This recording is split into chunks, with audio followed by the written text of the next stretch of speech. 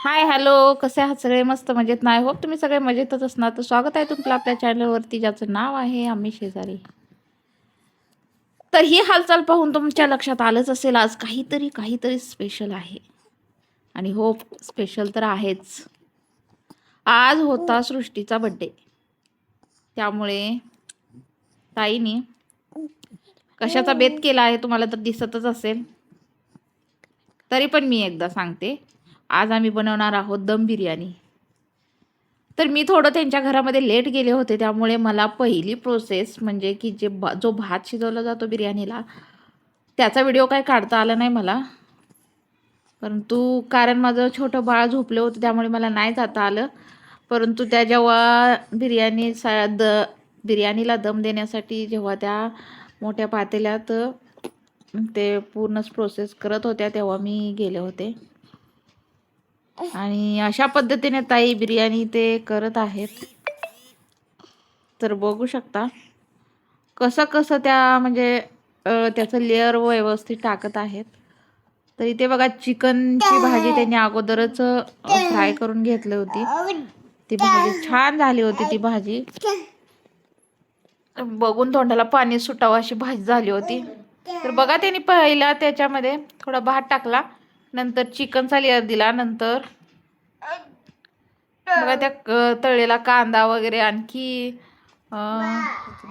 कोथिंबीर, पुदिना, असं वेगवेगळ्या गोष्टी टाकत होत्या. आणि आता या बिर्याणीला आपण दम देणार होतो, म्हणजे दम म्हणजे असा दम नाही, ते गॅसवर ठेवून त्याची वाफ काढणार होतो आपण. त्याला दम देणे माहितीच आहे सोडा. तर अशा काही पद्धतीने आम्ही त्याचं लेअर लावत होतो आणि आमच्या गप्पा शप्पा तर चालूच होत्या. बड्डेला आणखी उशीर होता, तरी पण ताईनी हा घाट दुपारीच घातला होता, कारण बड्डेच्या वेळेस उशीर होऊ नये म्हणून. आणि पाहुणे वगैरे आले तर उशीर होईल म्हणून त्यांनी दुपारी चालू केलं होतं. जवळजवळ त्यांनी 2:30 वाजता चालू केलं होतं. तेव्हा कुठे सगळ्या गोष्टीचा मेळ बसला होता बड्डेपर्यंत.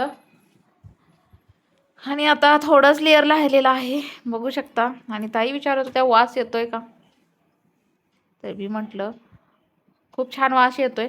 आणि ह्या त्या घालत आहेत कलर. तर बघा, आणि त्या कलरने ना बिर्याणीला एक वेगळाच लुक येतो. अक्षरशः इतकी भारी दिसते ना बिर्याणी, लय भारी दिसते.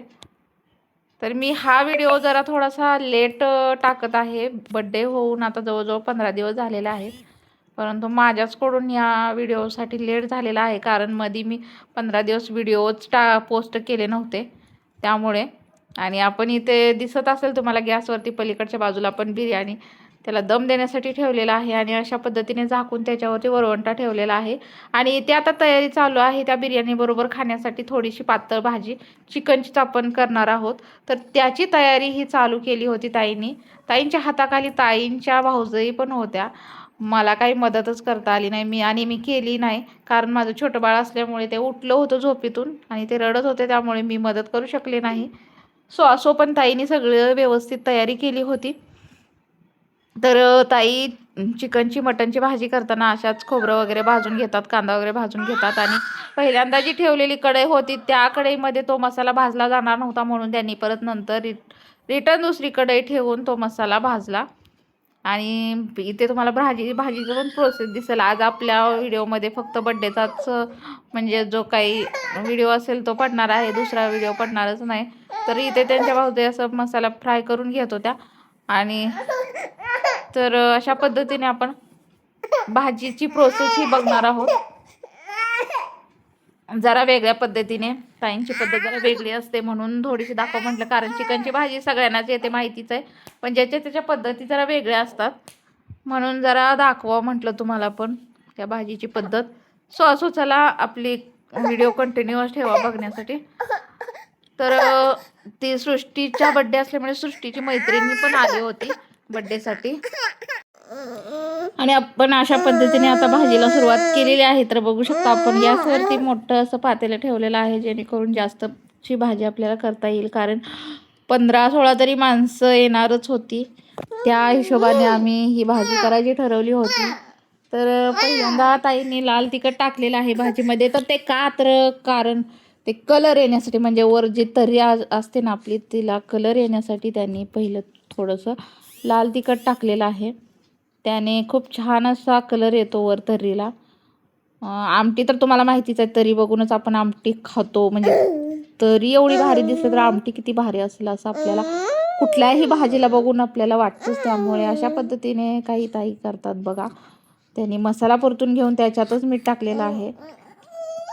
आणि प्रोसेस बघा तुम्ही.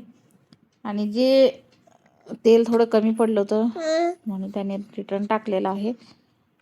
आणि आता त्या जे चिकनचं पाणी होतं ते त्याच्यामध्ये टाकतील आणि त्याच्यातच त्या बिर्याणीला दम बसला का नाही हे सतत बघत होत्या. कारण गॅस मोठा होता आणि बिर्याणी खाली चिटकेल म्हणून त्या सतत पाहत होत्या. तर इथे आता आपली आमटी पण तयार झाली होती आणि मी सांगत होते की आणखी थोडं पाणी वाढवा, कारण 15-16 माणसांना एवढी भाजी पुरणार नाही.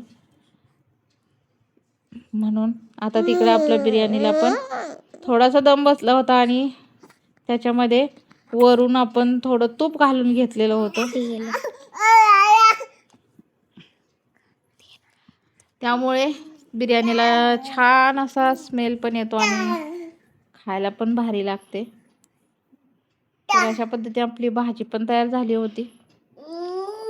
तर आता बड्डेची तयारी करायची होती. आणखी खूप सारं काम होतं. भाजी बिर्याणी तर आपली तयार होती आणि इथे थोडं पाणी पण ताईंनी ठेवून घेतलं, कारण मी बोलले होते एवढी भाजी पुरणार नाही म्हणून ताईंनी थोडं गरम पाणी. तर अशा पद्धतीने आपली भाजी पण तयार होती आणि बड्डेची तयारी झाली होती. तर आम्ही बड्डेही उरकून घेतला.